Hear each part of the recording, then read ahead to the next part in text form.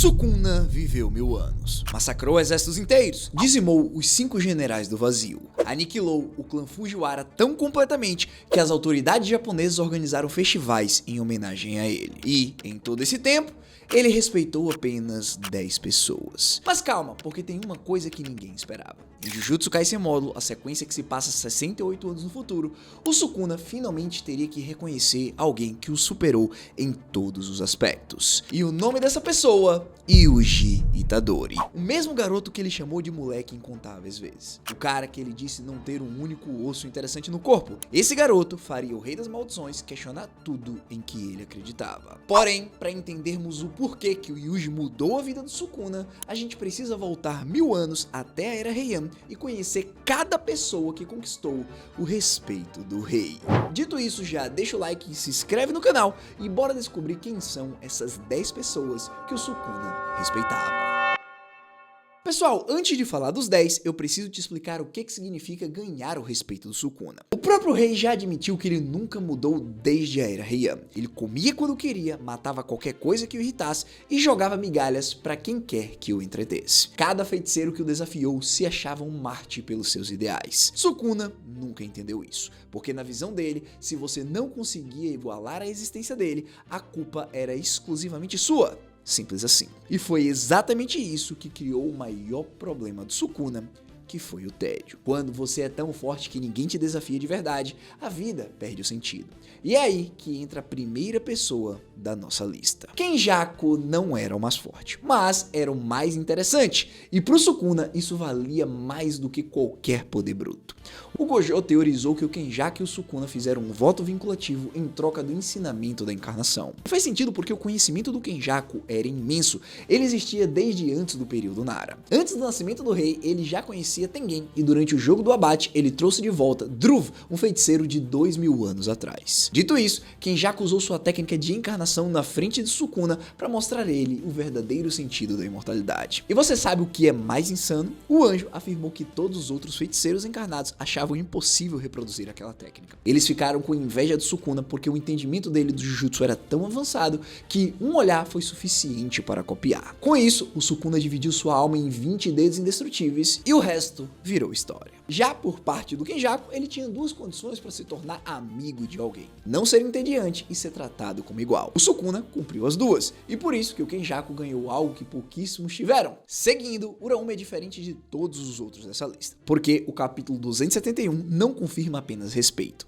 confirma amor. O Sukuna encontrou Uraume na Era Heian, sozinha entre cadáveres congelados. Ela não conseguia desativar o seu feitiço, o que significava que qualquer um que se aproximasse morreria instantaneamente, até os próprios pais. Como o Sukuna, Uraume foi amaldiçoada desde o seu nascimento. Dito isso, no começo, o rei a manteve puramente como sua geladeira ambulante, pois o gelo dela preservava a comida. Mas com o tempo, a relação evoluiu. Uraume aprendeu a cozinhar, se especializando nos humanos que o Sukuna mais valorizava. Com a ajuda do Kenjaku, Uraume também seguiu Sukuna até a Era Moderna, orquestrou massacres em seu nome, preparou o banho do Megumi e garantiu que ele acordasse durante Shibuya. E foi só depois de conhecer o Yuji que o Sukuna finalmente entendeu o que o amor poderia ter sido e por que ele o rejeitou. Ele admite que costumava ver dos caminhos. Escolher um deles significava rejeitar a maldição dentro de si e abandonar o ódio do seu nascimento. Sukuna tinha medo disso porque, embora não fosse uma praga, sua vida perderia o sentido. No final, o Sukuna aceitou a Uraume como companheira para reencarnar junto com ele. Agora, muitos devem estar se perguntando quem era a segunda mulher no caminho mencionado pelo Sukuna. Essa era Yorozu.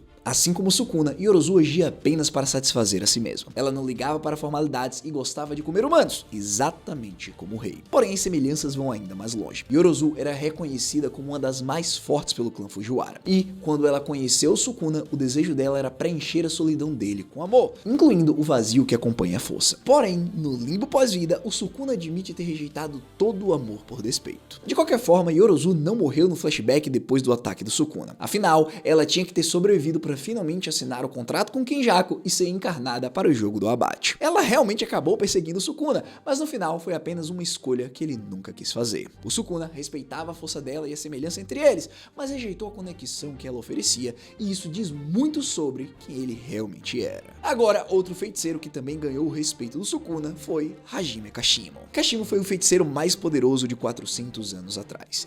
Ninguém havia forçado ele a usar sua técnica inata, por isso ele sofria do mesmo tédio que o Sukuna. E quando eles finalmente se encontraram, o Kashimo queria respostas. Seria possível sentir amor por outros que são fracos e inferiores à sua existência? A maldição da força é vagar eternamente no caminho da solidão? O Sukuna, por sua vez, chamou isso de ganância. Eles são admirados porque são fortes, e quando alguém os desafia, o único respeito possível é dar tudo em troca. O respeito do Sukuna pelo Kashimo foi simples. Ele o esmagou da mesma forma que Kashimo tinha esmagado todos os outros. Ao fazer isso, o rei o forçou a uma posição de fraqueza, algo que só o Sukuna podia fazer naquele momento. Como resultado, o Kashimo entendeu os dois lados da força. E para complementar, naquele momento, o Sukuna deixou claro que o amor não vale nada e que o Kashimo nunca deveria ter buscado realização nos outros e que ele mesmo deveria ter vivido exatamente como desejava. E é exatamente com essa frase que o Jogo entra, pois ele teve o prazer de ouvir: orgulhe-se, você é forte. Cara,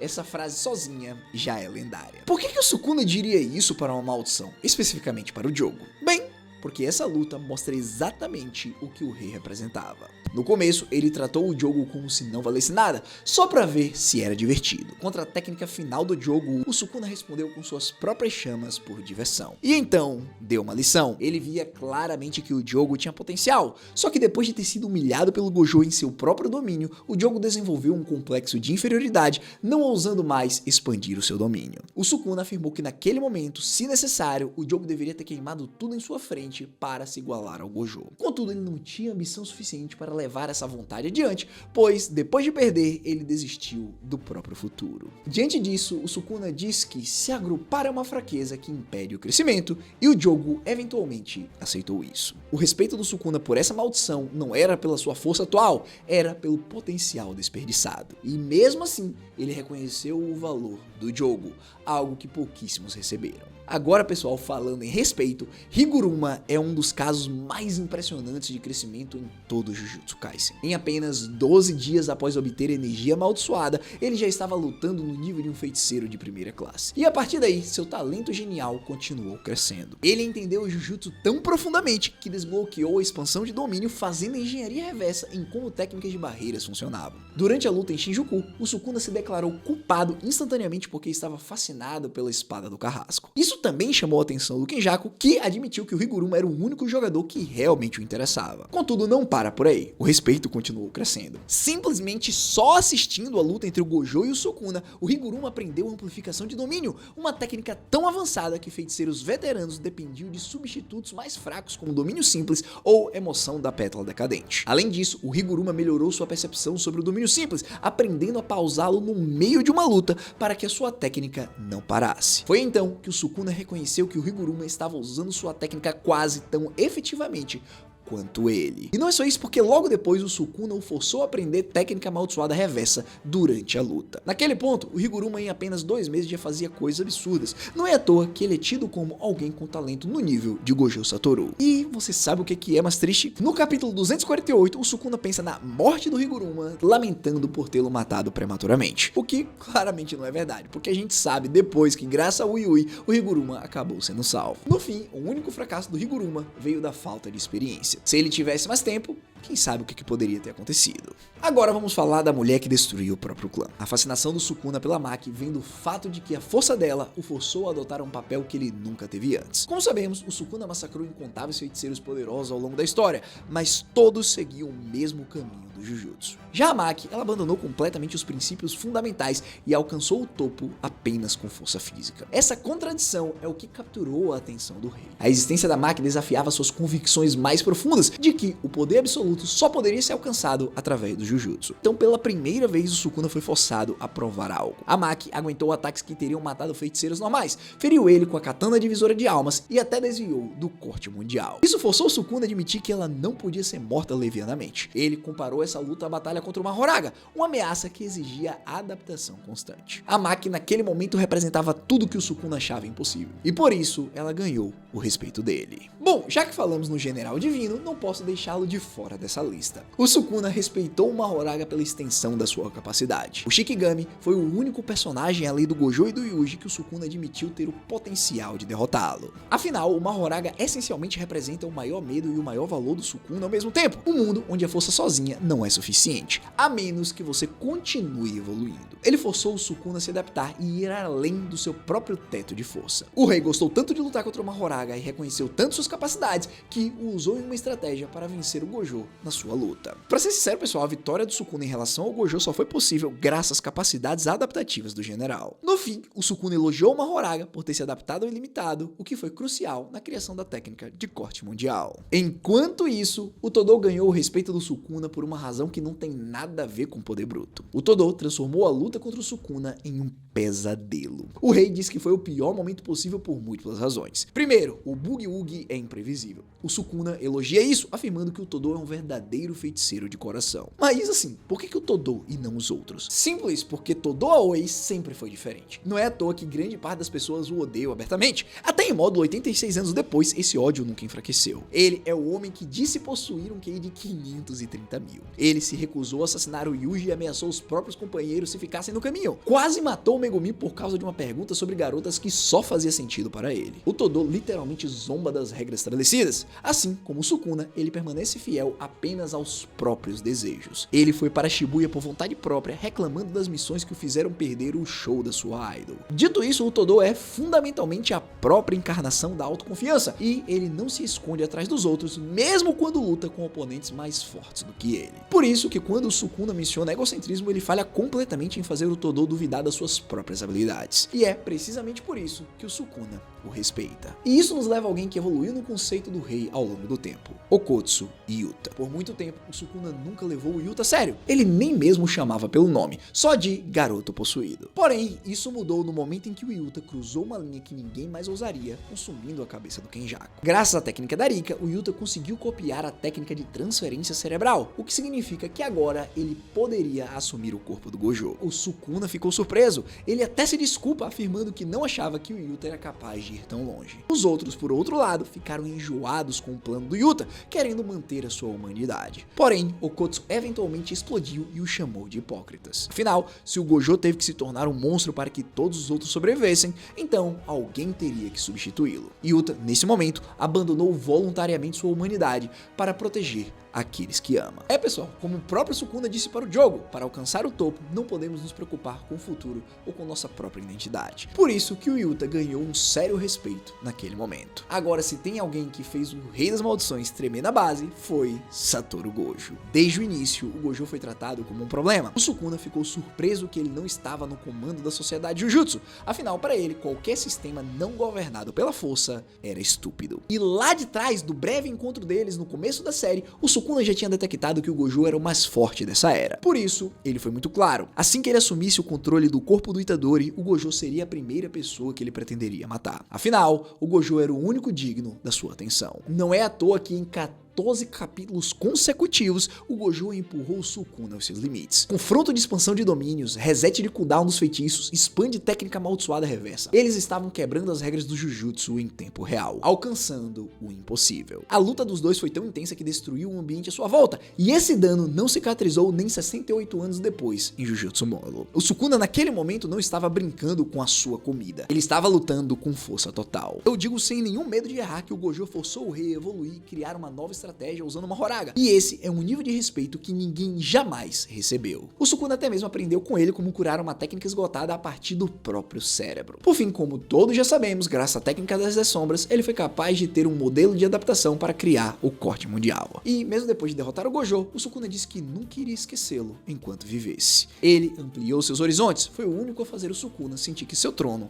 estava ameaçado. Beleza, o Satoru pode ter ganhado esse lugar no coração do Sukuna. Contudo, alguém que possivelmente superou todos eles em todos os aspectos foi Yuji Itadori. Pessoal, o Sukuna odiava o Yuji desde o início, porque ele é o completo oposto de tudo que ele acreditava ser a verdadeira força. Altruísta, gentil, sempre colocando os outros antes de si mesmo. E ainda assim, o Yuji ficava constantemente mais forte. Mas calma, porque esse ódio não pararia ali. Como o Sukuna vivia dentro do corpo do Yuji, ele sabia que o ideal dele era irracional, indestrutível e tão poderoso quanto o seu próprio. Isso fazia a existência do Yuji parecer uma afronta pessoal contra tudo que o Sukuna acreditava. acreditava. E esse ódio só cresceu quando o Yuji começou a evoluir num ritmo insano. 6 meses antes da luta em Shinjuku, o cara nem sabia que energia amaldiçoada existia. Agora ele tem expansão de domínio, técnica reversa, domínio simples, Kokusen e um desmantelar modelado no do próprio Sukuna. Resumindo, Yuji Itadori tem tudo. Qualquer outro feiticeiro diante dessa situação teria recebido o elogio do Sukuna imediatamente. Porém, porque era o Yuji, Sukuna se recusou a reconhecê-lo. A raiva do rei se intensificou no domínio do Yuji quando ele demonstrou misericórdia. Naquele instante, o Yuji escolheu não ir atrás do Sukuna simplesmente para satisfazer a sua sede de vingança, provando sua posição de que toda vida tem valor intrínseco. Até mesmo Sukuna, embora ele fosse o mal encarnado. Isso significava que o Itadori não alimentaria o ciclo de maldições para aliviar seu próprio ressentimento.